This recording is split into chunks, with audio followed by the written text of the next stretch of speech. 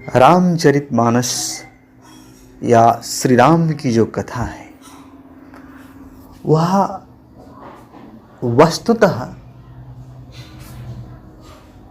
आपकी कथा है। वह जीवनी शक्ति की कथा है, वह आत्मकथा है, वह आत्मा की कथा है, वह आत्मा के यात्रा की कथा है। आत्मा स्वाभाविक रूप से अमृत तत्व है। उसका आत्मा का जो एक एट्रीब्यूट्स है, जो एक उसका नेचर है, वो अमरता का, अमरत्व का नेचर है। इसलिए श्री राम की जो कथा है वह अमर कथा है, वह अमृत तत्व की कथा है। इसलिए राम कथा, श्री रामचरितमानस या रामायण आज भी उतनी ही रसमयी है जितनी हजारों साल पहले हुआ करती थी, और आगे भी वो उतनी ही रसमयी रहेगी। क्यों?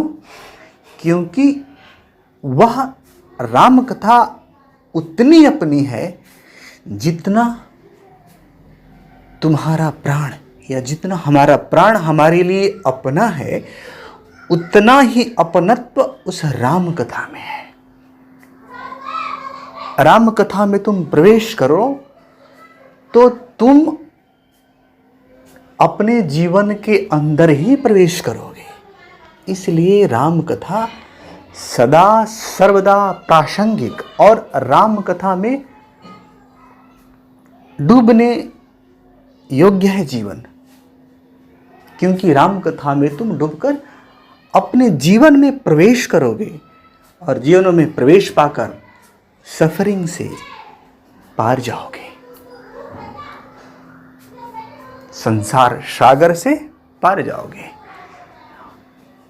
ये कथा किसकी है? ये वही कथा है जिसमें आत्मा जो है, श्री राम की कथा दशरथ नंदन की कथा नहीं है। श्री राम की कथा दशरथ नंदन की कथा नहीं, वो किसी इंडिविजुअल की कथा नहीं है।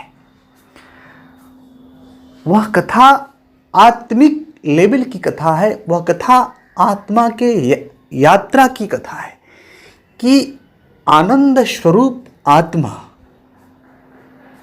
अमृतमयी आत्मा, अमृत तत्व आत्मा किस प्रकार से अपने लिए सफरिंग क्रिएट करती है, या किस प्रकार से वह सफरिंग में ट्रैप जाती है, जिसको हम संसार बोलते हैं।